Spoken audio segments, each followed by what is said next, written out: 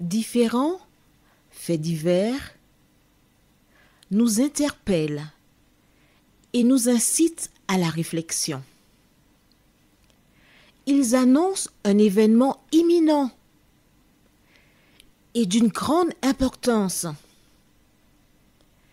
Mais comment l'analyser? En écoutant Jean-Claude qui, à la lumière de la Bible, t'accompagnera et te permettra d'être prête, d'être prêt pour le retour de Jésus.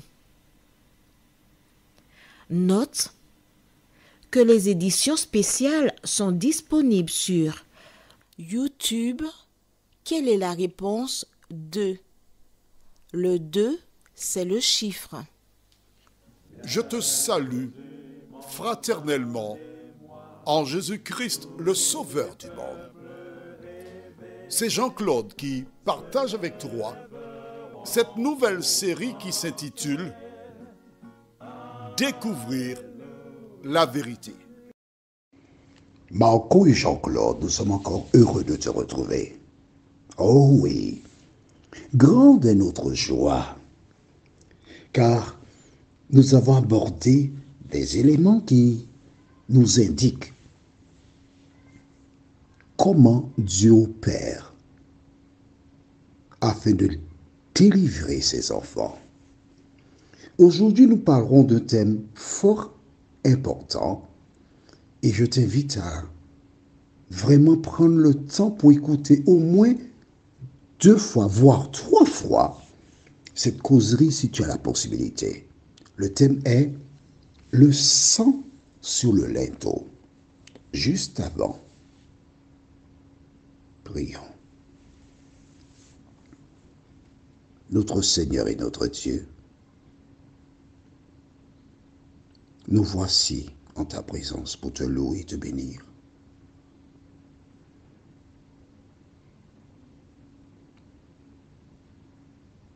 Nous sommes chargés. Plusieurs sont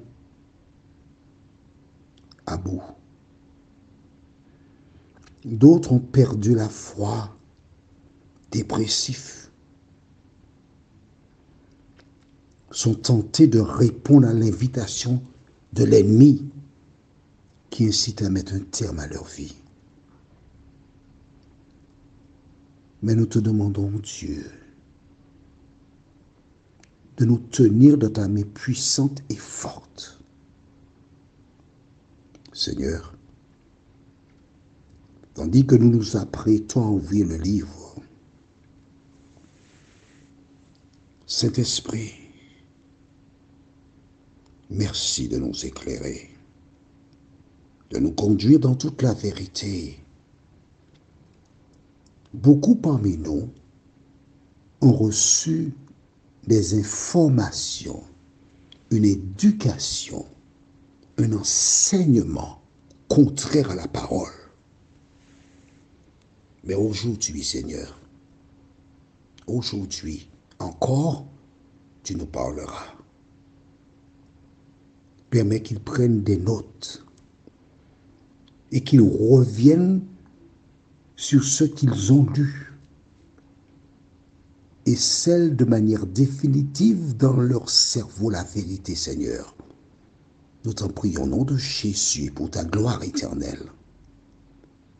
Amen. Rappelle-toi, nous avons vu précédemment que chaque fois que Moïse et Aaron faisaient un miracle, les magiciens de Pharaon faisaient de même. Jusqu'au moment où il y a eu les poux, parce que les magiciens avaient des poux sur eux. Ils furent incapables de copier et dire à Pharaon, ça c'est le droit de Dieu. Les magiciens savent que Dieu existe. Ils ont délibérément fait le choix de servir l'ennemi. Mais ils connaissent l'Éternel des armées. Il y a eu 9 plaies.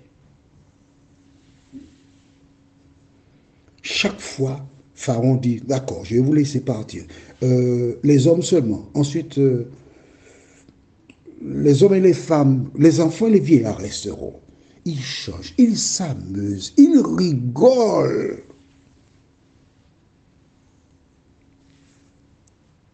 Mais, il y a un moment, il faut arrêter. Ce monde va vers sa fin. La date de la fin de ce monde est déjà arrêtée par Dieu. Alors, ne me pose pas la question si c'est en 2025, 2026. Tout ce que je peux te dire, c'est que Jésus a dit que personne ne sait. D'accord? L'important, ce n'est pas de savoir quand Jésus reviendra, mais bien être prêt pour le retour de Jésus. C'est ce qui est important. Aujourd'hui, nous allons lire dans le livre de Exode chapitre 12. Tu vois que nous avons déjà enjambé plusieurs chapitres parce qu'il nous faut achever le cycle que nous avons débuté. Et nous lisons dans Exode 12, les versets 1 à 8. Et je vais t'expliquer quelque chose.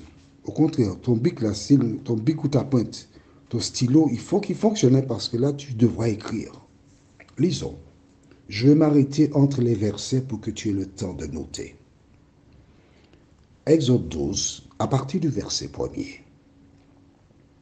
L'Éternel dit à Moïse et à Aaron dans le pays d'Égypte, « Ce mois-ci sera pour vous le premier des mois. Il sera pour vous le premier des mois de l'année. » Je m'arrête ici. En ce temps-là, l'année existait déjà. On est d'accord? Puisque c'est marqué là. De l'année.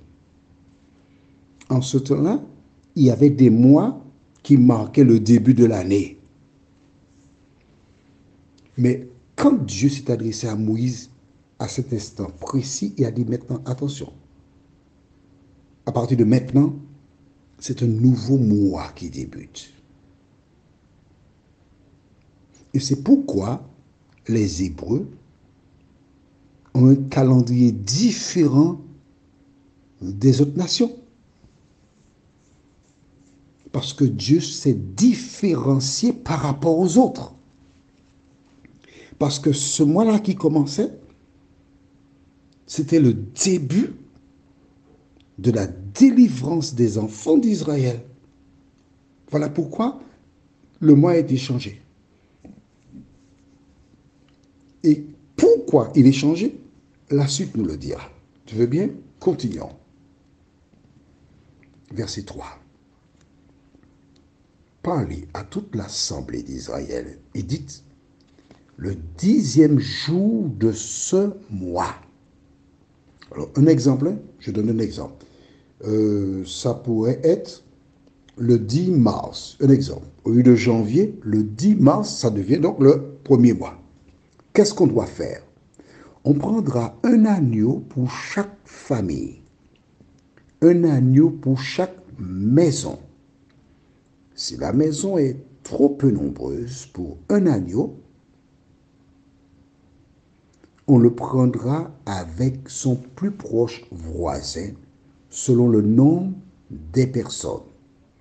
Vous compterez pour cet agneau d'après ce que chacun peut manger.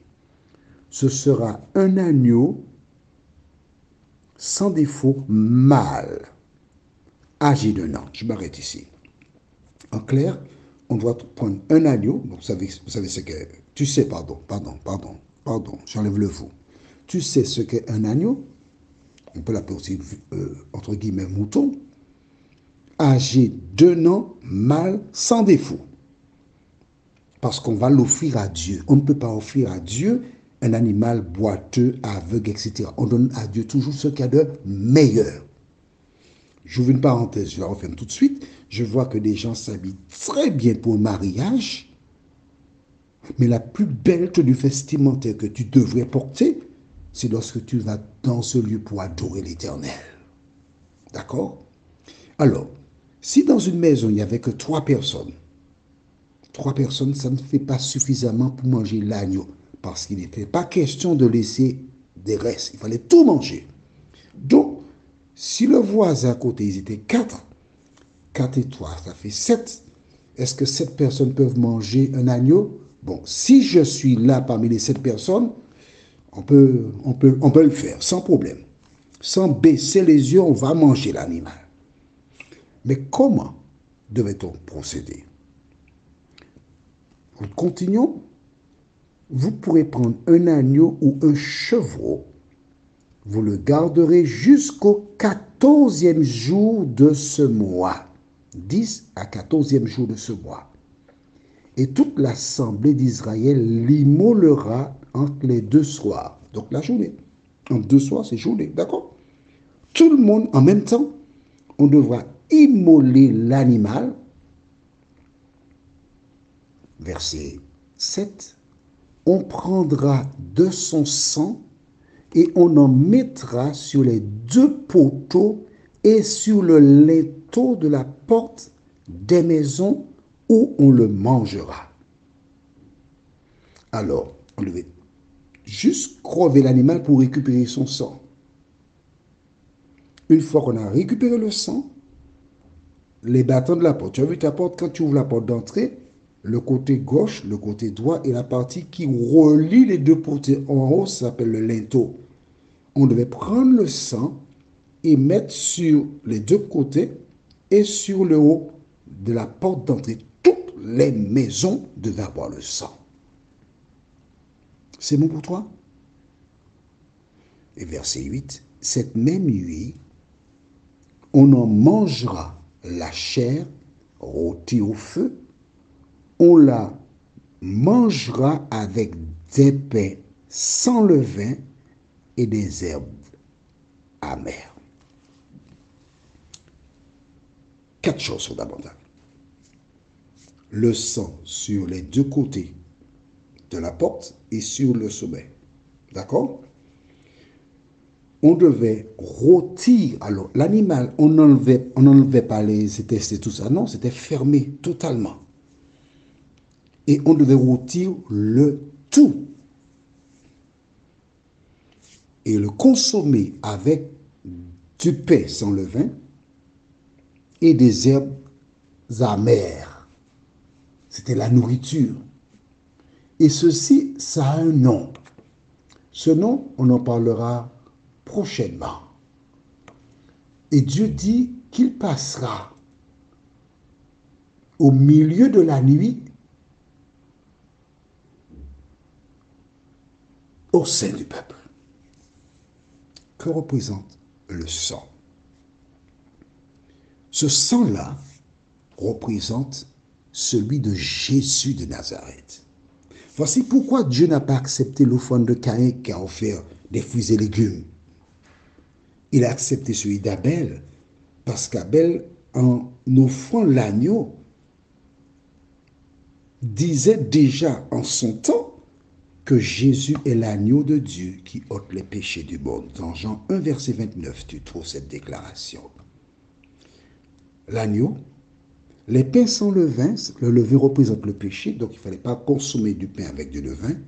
Et les herbes amères représentaient les années de souffrance qu'ils passèrent en Égypte. Et cela s'appelle la Pâque.